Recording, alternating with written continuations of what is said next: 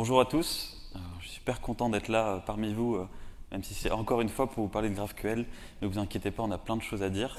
Je vous remercie d'être aussi nombreux parce que c'est le lendemain de l'apéro et je sais que c'est pas toujours facile. Allons-y. Petit disclaimer avant de commencer, j'ai déjà beaucoup parlé de GraphQL, donc en écoutant cette conférence, prenez quand même en compte que je suis quelqu'un qui est vraiment passionné par cette technologie-là. Je vais vous dire plein de choses, elles sont toutes vraies, enfin, j'espère, mais vérifiez-les par derrière si jamais vous n'êtes pas forcément convaincu. Par exemple, je vous ai déjà parlé de pas mal de sujets comme comment est-ce qu'on peut faire une API sans versionning avec GraphQL et toutes les problématiques qu'on peut avoir entre la hype et la production. Pour vous donner un peu de contexte, je vous parle très rapidement de Cap Collectif. Donc on est une start-up, ce qu'on appelle une civic tech. Donc on est dans une petite entreprise dans le domaine des technologies citoyennes. Donc on fait ce qu'on appelle de l'intelligence collective. Donc en gros on fait une plateforme qui va permettre à des décideurs de consulter des citoyens. Concrètement, ça donne ce genre de choses. Ça c'est la consultation pour République numérique. Donc un projet de loi qui a été présenté aux citoyens via la plateforme avant l'Assemblée et le Sénat. Et vous avez sans doute entendu parler du grand débat récemment. Donc pareil, c'était via notre plateforme, donc plutôt un beau succès. Mais rentrons dans le sujet. Je vais faire une petite intro à GraphQL. Est-ce qu'il y en a dans la salle qui en ont jamais entendu parler? Ok, ça devrait aller. Je vais juste vous dire en fait l'essentiel pour que vous puissiez suivre le reste de cette conférence. Donc en gros, GraphQL c'est un langage qui va permettre au client de demander les données dont il a besoin. C'est le client qui va, c'est pas du tout une logique d'endpoint où le serveur va dire appelle telle chose, etc. C'est vraiment le client qui va décider. Ça va vous permettre d'agréger facilement de la donnée. Si vous avez beaucoup d'entités avec une grande profondeur, par exemple, récupérer une liste d'utilisateurs, les commentaires de chacun de ces utilisateurs, les images qu'ils ont uploadées à l'intérieur, etc., etc. Vous allez pouvoir faire beaucoup d'imbrications de manière très, très simple. Et tout ce langage, ça se base sur un système de types. C'est-à-dire qu'en GraphQL, tout va être strictement typé. Vous allez savoir à l'avance si la donnée que vous requêtez, c'est une chaîne de caractères, un entier, un objet, etc. Concrètement, ça ressemble à ça. J'ai fait une petite requête qui permet de demander une liste d'utilisateurs. Et à l'intérieur, je vais dire, je veux récupérer le nom de ces utilisateurs. Je veux récupérer la liste des votes qu'ils ont fait. Et pour chacun des votes, je vais devoir préciser ce que je veux, à savoir ici un ID et une valeur. Et du coup, la réponse de GraphQL, ça va être du JSON avec une clé data et votre liste d'utilisateurs avec uniquement les données que vous avez demandées, le nom, les votes qui seront un tableau, etc. En fait, la façon dont on demande les données, c'est la façon dont on les reçoit. Pour faire des choses un peu plus complexes, on va pouvoir ajouter des arguments. Par exemple, ici, je ne voulais pas récupérer toute la liste des utilisateurs, mais uniquement un utilisateur précis à partir de son ID. Du coup, je vais appeler le champ user, passer un argument ID, et puis encore une fois, je demande les valeurs à l'intérieur. Et ce coup-ci, je m'intéresse uniquement à récupérer le premier vote de l'utilisateur. Donc je vais ajouter un argument first à mon champ vote. Le fait d'ajouter des arguments comme ça au sein de vos requêtes, c'est ce qui va vous permettre de faire toute la logique de type filtre, pagination, tri, etc. Voilà, c'était tout pour l'intro sur GraphQL. Tout au long de cette conférence, je vais vous parler d'un petit personnage qui s'appelle le REST fanboy. Donc c'est la personne qui utilise REST un peu depuis des années et puis elle n'a pas forcément envie de tester GraphQL parce que de toute façon elle a eu plein d'articles qui disent qui ont plein d'arguments d'autorité comme quoi il ne faudrait pas le faire. Et l'objectif de cette conférence, ça va être de casser tous ces mythes-là. Allons-y. La première chose, c'est souvent c'est de dire GraphQL c'est un truc qui a été développé par Facebook. Et du coup, pourquoi je m'y intéresserais déjà pour éviter le regard de Marc, parce qu'il peut être assez flippant des fois. Alors, quelques utilisateurs de GraphQL, pas n'importe lesquels. On a Facebook, évidemment. On a Twitter, PayPal, AWS. En France, on a Dailymotion et Allociné. Donc ça, c'est des utilisateurs qui vont l'utiliser en interne. c'est-à-dire pour faire tourner leurs propres applications. Je ne sais pas si par exemple vous avez reçu l'invitation pour la bêta à la dernière version de Facebook, mais vous pouvez voir toutes les requêtes sont faites maintenant sur l'endpoint GraphQL. Ils ont vraiment tout refait de A à Z pour cette techno. Mais d'autres utilisateurs qui cette fois-ci vont se concentrer sur la partie aussi API publique. Donc là on a GitHub, GitLab, c'est intéressant, Yelp, Shopify, assez connu aussi, Artsy, et puis une petite startup qui s'appelle Cap Collectif.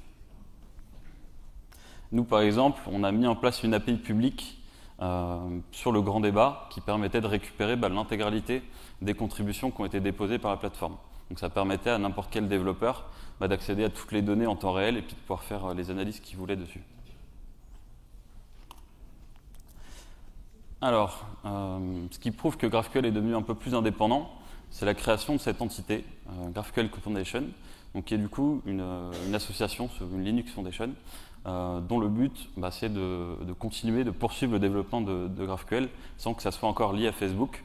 Il y a déjà plusieurs créateurs de Facebook qui ne travaillent, plusieurs créateurs de GraphQL qui ne travaillent plus à Facebook, donc ça montre de toute façon déjà l'indépendance. Bon, un autre argument classique, c'est de dire j'ai déjà une API REST, donc en fait j'ai un peu la flemme de regarder ton truc là. Alors en fait il ne faut pas voir REST et GraphQL comme des ennemis. Pourquoi ? Parce que si vous mettez de la perspective de votre client, avoir le support de plusieurs protocoles, c'est bien plus intéressant. Si je veux consommer votre API et que j'ai une préférence, je vais être content d'utiliser mon protocole préféré. Donc ce n'est pas un argument de poser strictement REST et GraphQL, vous n'avez pas besoin de choisir l'un ou l'autre. Si vous voulez, vous pouvez clairement faire les deux. C'est par exemple ce qu'a choisi de faire GitHub. Ils ont sorti la V4 de leur API en GraphQL, c'est pas pour autant qu'ils ont déprécié totalement leur API REST qui est la V3. Ils continuent de développer leur V3 en REST aussi, et ils font quelque chose d'assez malin, c'est-à-dire qu'ils vont utiliser les nouvelles briques qu'ils ont fait en GraphQL pour propulser une bonne partie de leur API REST. Donc c'est assez intéressant parce que ça leur permet de supporter plusieurs protocoles sans avoir les efforts de maintenance qui vont avec. Mais sur le support d'API, la question que vous devez vous poser avec GraphQL, c'est surtout est-ce que vous utilisez actuellement votre API REST ? Une petite question pour la salle. Est-ce qu'il y en a qui font du front-end par ici ? Quelques-uns.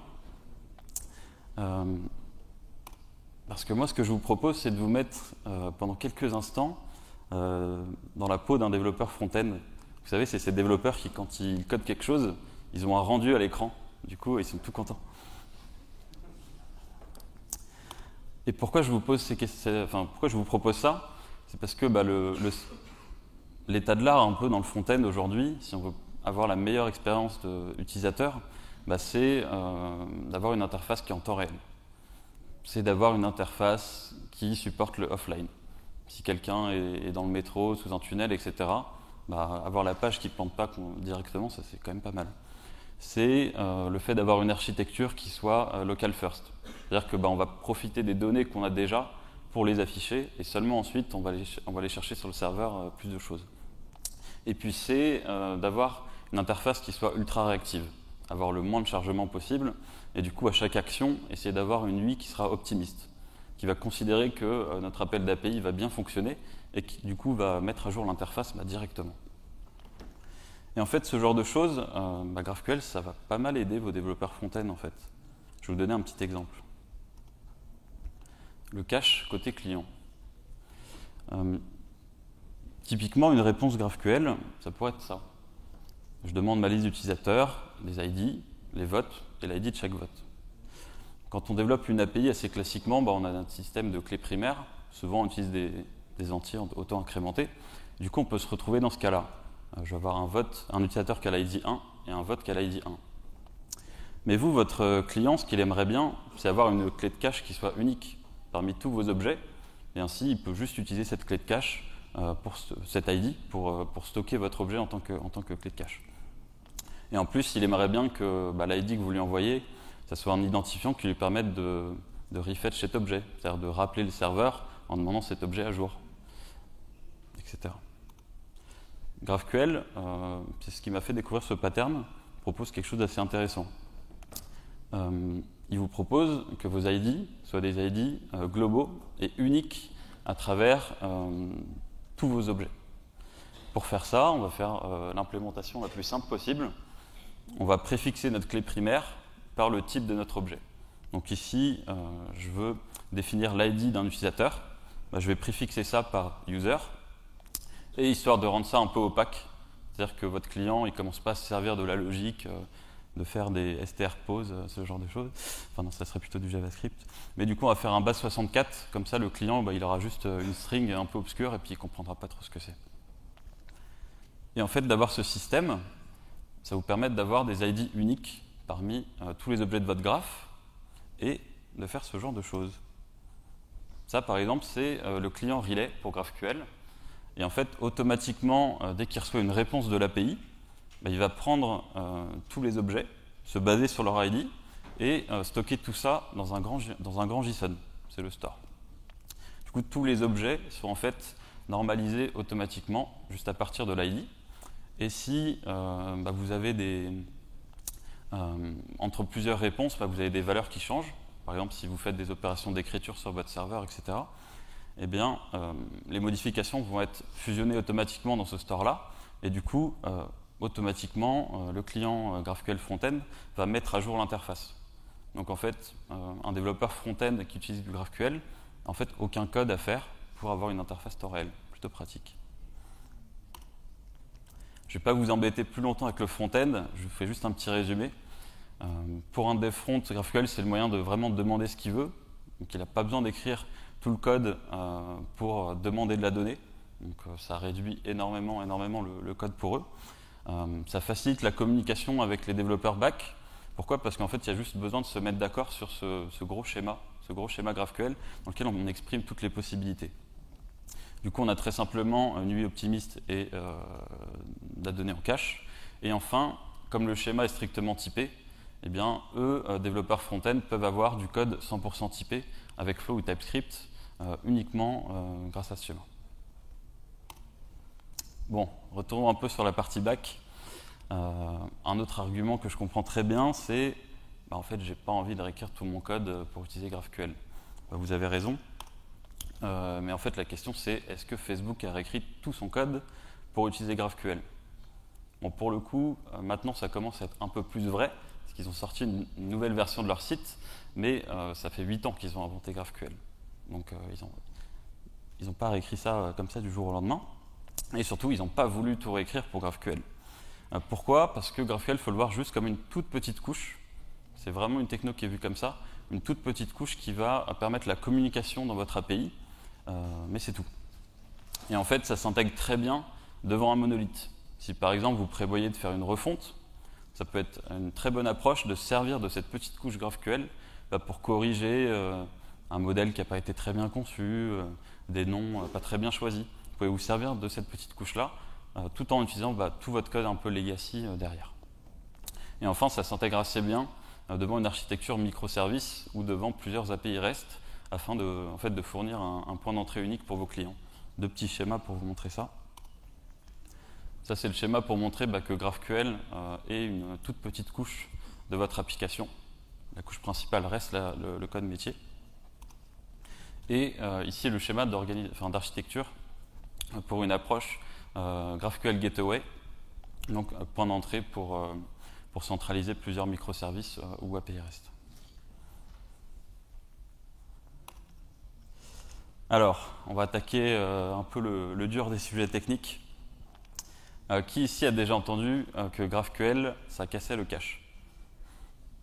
Il y a pas mal de monde. On va voir si c'est vrai. Alors, la question qu'on va se poser, c'est en fait, quel cache? De quel cache est-ce qu'on parle? Est-ce que c'est le cache applicatif? Est-ce que c'est le cache serveur? Pas vraiment. GraphQL, tout ce qu'on lui précise, nous, c'est quelle fonction appeler quand un client demande une donnée. Donc à l'intérieur, je peux mettre du Redis, ce que je veux. Je suis libre, c'est mon propre code. Est-ce que c'est le cache client?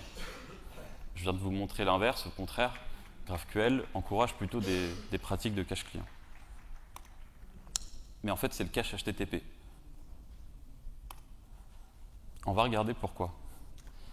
Le cache HTTP, si on se base sur REST, ça s'applique assez facilement.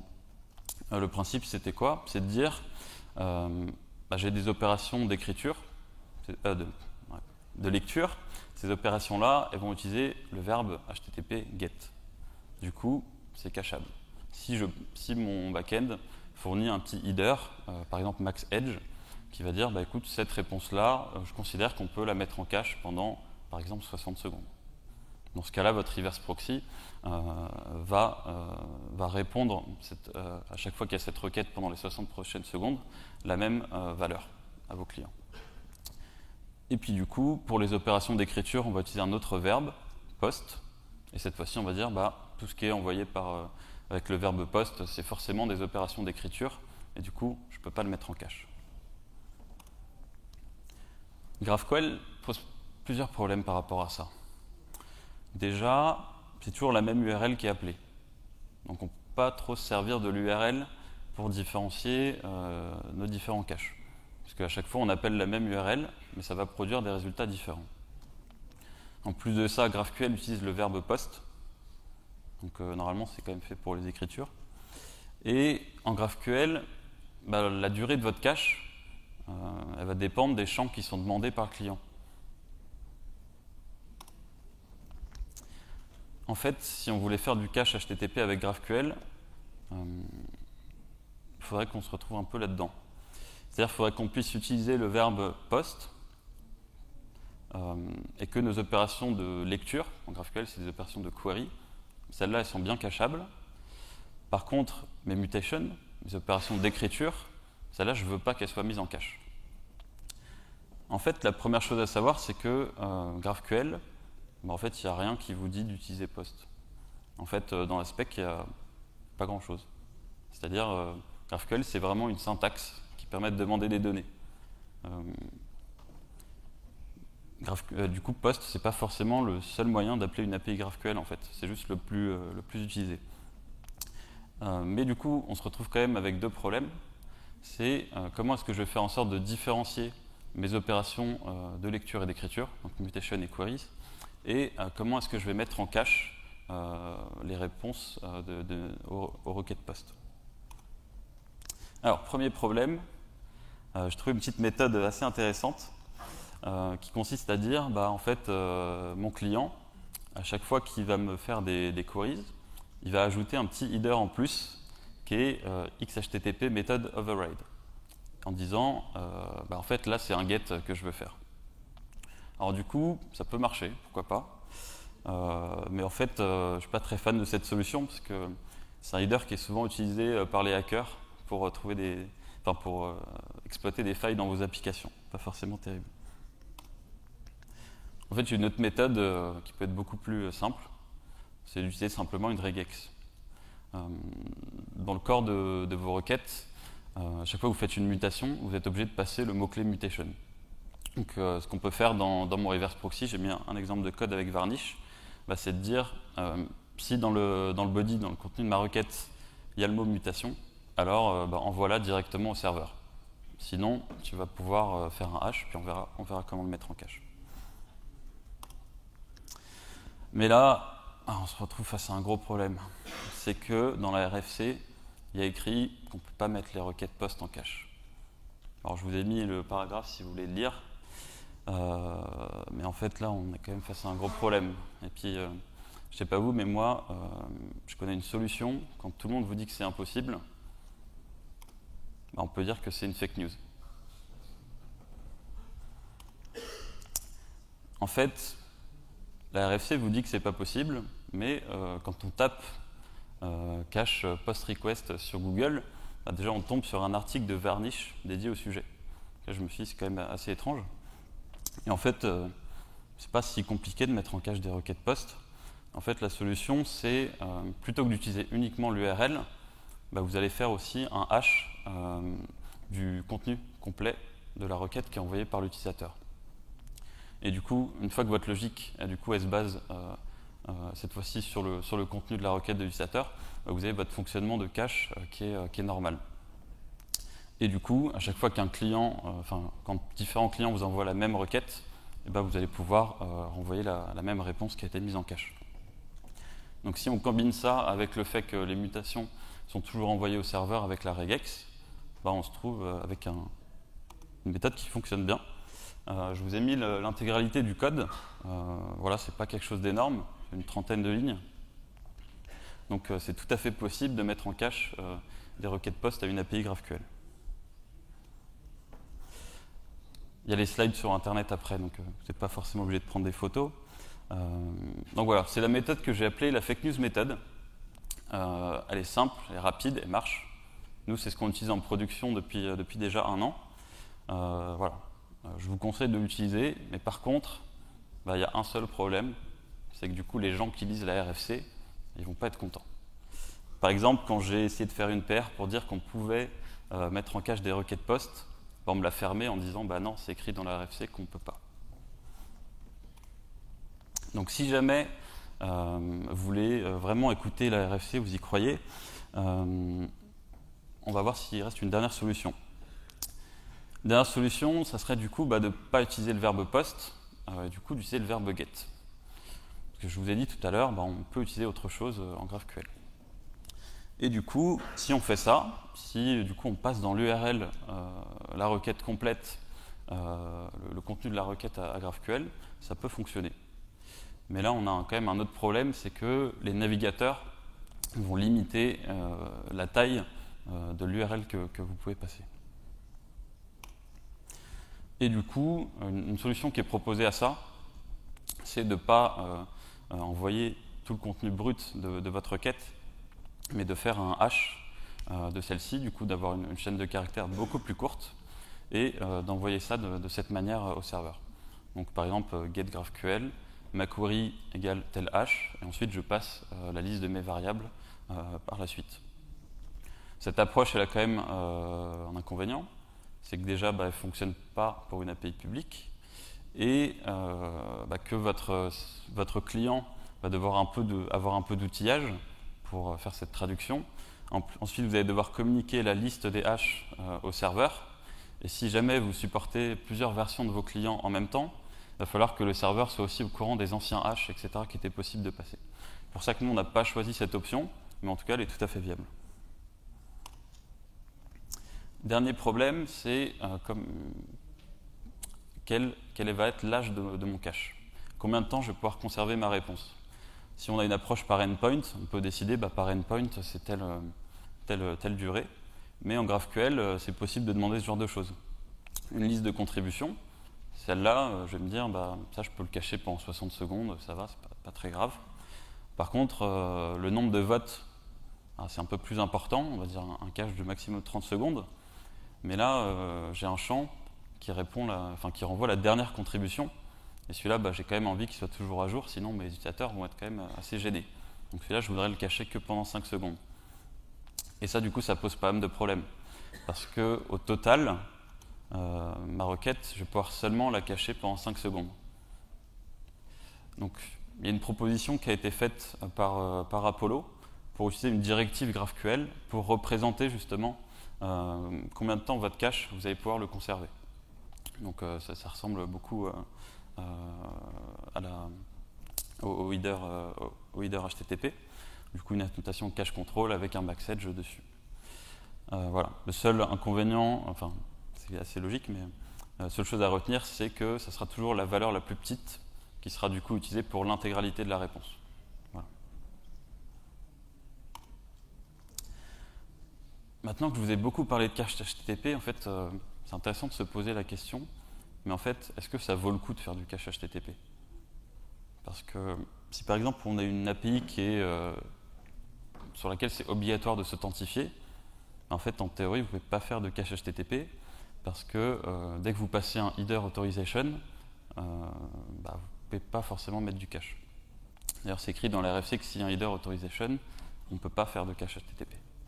Si vous avez de la donnée qui change très fréquemment, l'intérêt du cache HTTP commence à diminuer. Si vous avez un max edge de 1, 2 secondes, 5 secondes, l'intérêt est quand même très limité. En fait, de manière générale, si votre API elle est très personnalisable, C'est le cas par exemple en REST aussi, hein, si vous utilisez un petit include avec les champs qu'on peut demander, etc. Vos utilisateurs peuvent les passer dans différents ordres. C'est pareil, votre cache HTTP il va avoir beaucoup plus de miss, il devient de moins en moins intéressant. Donc en fait, est-ce que ça vaut le coup de mettre en place du cache HTTP? Globalement oui, si pour tout ce qui est non authentifié, nous c'est ce qu'on fait, mais dès que vous êtes authentifié, de toute façon il n'y a pas vraiment d'importance ce cache. Alors, autre argument, GraphQL c'est lent. Alors, pour illustrer un peu cette problématique, je vous ai mis 3 résolveurs. Donc, le premier résolveur, c'est celui qui va retourner une liste d'utilisateurs. Donc, si je faisais une implémentation en doctrine, ça donnerait ce genre de choses. On va faire un find all sur la table utilisateur. Ensuite, un résolveur qui renvoie le nom d'un utilisateur. Donc là, typiquement, il va prendre un user en paramètre et appeler un getter dessus.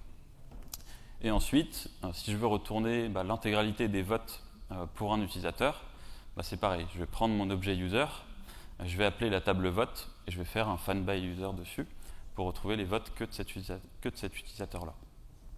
Les résolveurs en GraphQL, c'est vraiment des fonctions qui sont indépendantes. Chacune vit sa vie de son côté et elles ne savent pas forcément lesquelles ont été appelées ou autres. Elles sont vraiment indépendantes. Et du coup, ça pose un problème qui est assez connu, qui est le N+1 problème. C'est-à-dire que si je fais une requête pour me récupérer une liste d'utilisateurs, et qu'ensuite je veux, pour chacun de ces utilisateurs, récupérer la liste des votes qu'ils ont fait, avec l'implémentation que j'ai montrée au-dessus, en fait, on va refaire une requête en base de données pour chaque utilisateur de ma liste. Donc N requêtes. Et du coup, ça peut très rapidement faire beaucoup de requêtes. Si on récupère 100 utilisateurs, ça va faire 101 requêtes dans la base de données au total. Donc, pas terrible. Du coup, c'est le problème qui arrive dès que vous avez de l'imbrication. On va voir comment le résoudre. Si on était dans une approche REST, on peut dire, comment est-ce qu'on ferait pour résoudre ce problème? On se dirait, en fait, il faudrait que j'utilise tous les ID que j'ai récupérés de mes utilisateurs et que je fasse directement une requête sur la table vote en demandant uniquement les votes pour les utilisateurs qui ont cette ID-là, plutôt que de faire naïvement une requête à chaque fois. C'est ce qu'on appelle du batching, traitement par lot. On va requêter plusieurs données, toutes les données d'un coup, plutôt que de faire plusieurs petites recherches. Pour faire ça en GraphQL, il y a un pattern qui s'appelle data loader. Peut être un peu obscur de première approche, mais je vais vous le montrer concrètement. Juste pour info, c'est un pattern qui n'a pas forcément de rapport avec GraphQL, c'est juste qu'il se marie très bien avec, mais on peut l'utiliser totalement sans. Alors, ce pattern-là, le concept, c'est d'avoir on va dire une classe qu'on appelle un data loader, et qui va fournir une fonction, load, à laquelle vous allez passer une clé. La clé va correspondre à la donnée sur laquelle vous voulez faire la recherche. Donc, par exemple, l'ID d'un utilisateur. Et cette fonction load va retourner une promesse.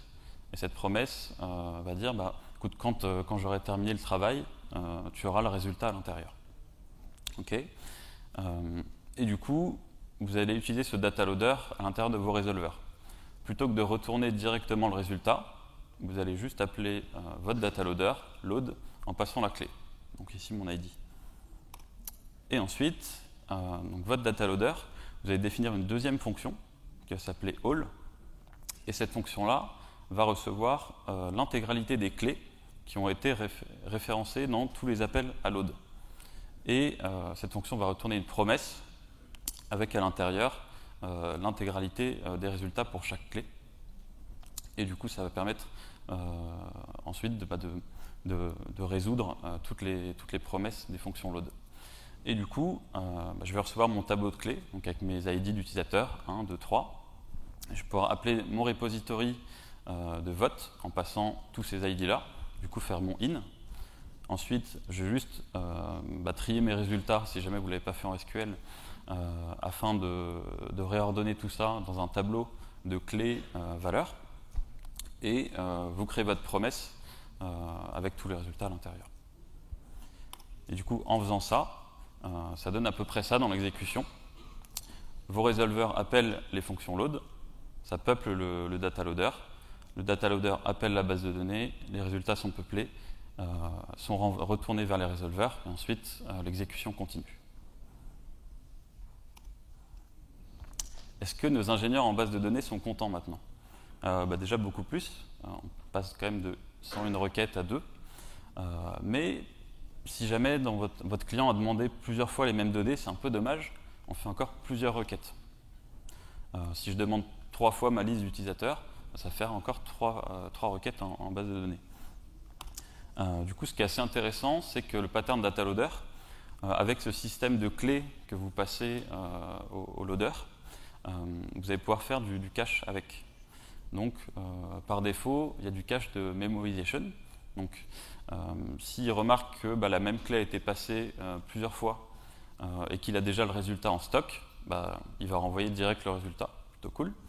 Mais en plus de ça, du fait qu'on se force à se passer par système de clés, on peut l'utiliser pour faire carrément du cache applicatif entre nos requêtes. Plutôt sympa. Allez, un autre problème, la sécurité. C'est bien connu. GraphQL, c'est une passoire et ça permet de demander toutes les données qu'on veut. Alors, il y a un point de sécurité que je vais traiter très rapidement. C'est on peut demander énormément de données imbriquées, elle est dans une très grosse profondeur, et du coup, c'est très simple de faire un DDoS sur une API GraphQL. En fait, non. Toutes les bibliothèques vont proposer de limiter la complexité de ce qu'il est possible de demander, ainsi que la profondeur. Donc voilà, en 2 lignes de code, c'est réglé.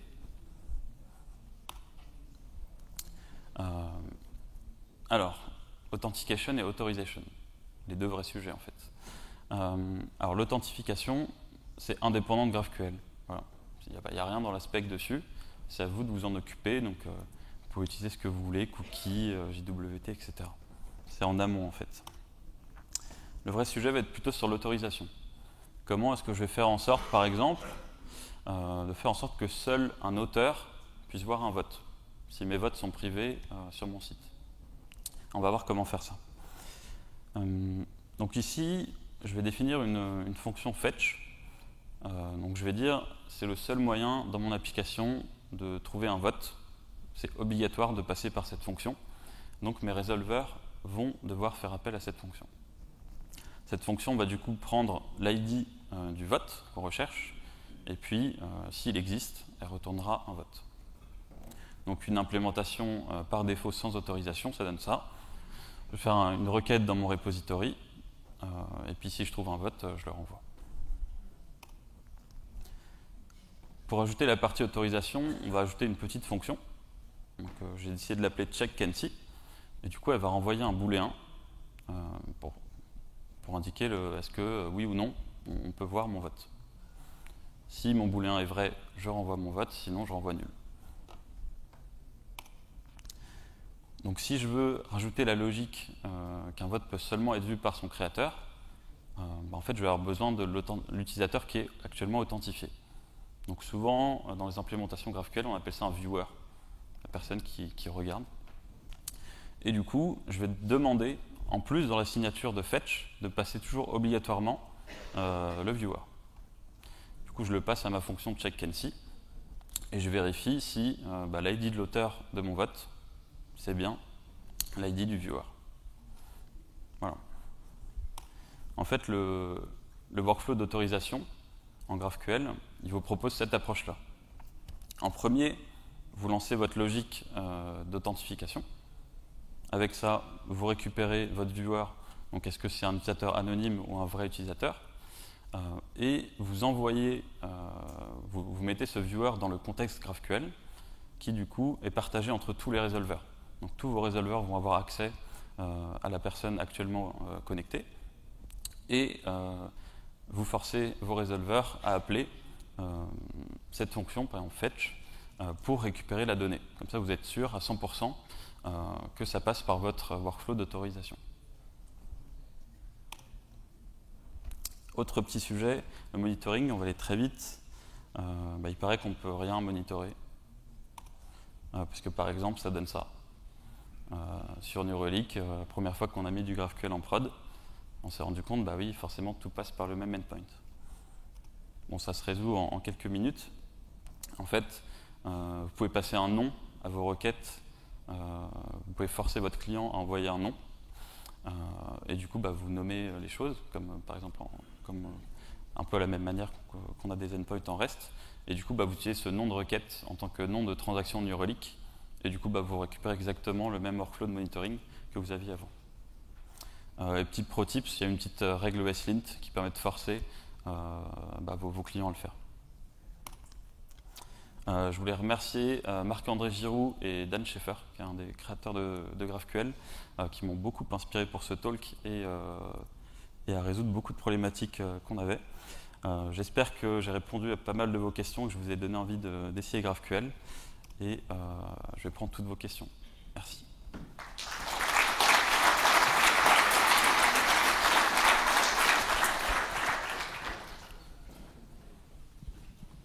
Est-ce qu'il y a des questions?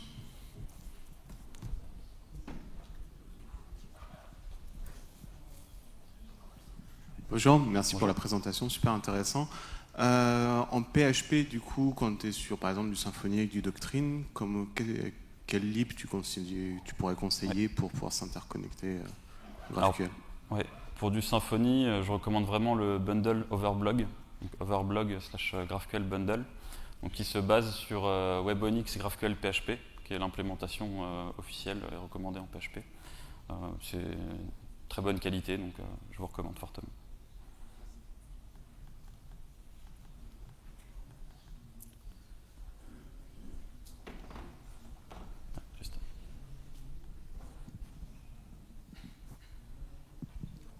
Même question, mais côté client.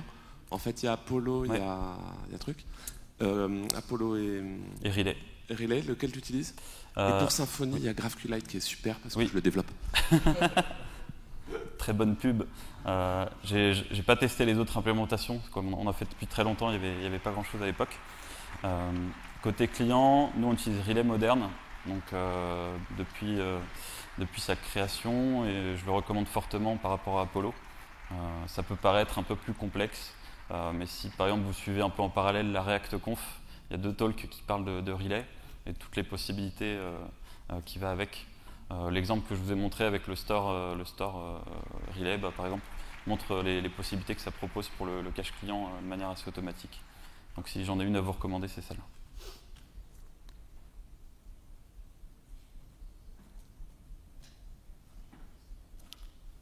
Pas d'autres questions?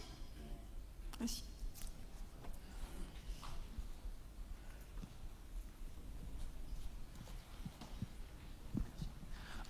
Sur la base de quels critères tu vas choisir GraphQL par rapport à du REST si tu dois prendre une décision au moment d'implémenter une API? Alors nous, il y a principalement un seul critère en fait. Donc tous les développeurs sont full stack chez nous. Côté front-end, 70% du code, c'était la récupération des données, parce qu'on est sur énormément de données imbriquées. Si tu veux, on a un modèle qui est projet, étape, plan, contribution, argument, vote, tout ça imbriqué. Donc clairement, le bénéfice de tout centraliser en une seule requête et de ne pas avoir à gérer plein d'appels REST, parce qu'on a essayé de respecter la convention jusqu'au bout. On a supprimé 70% du code front-end, donc c'était top. Bien, merci Aurélien. Si vous avez d'autres questions, je vous invite à aller le voir directement.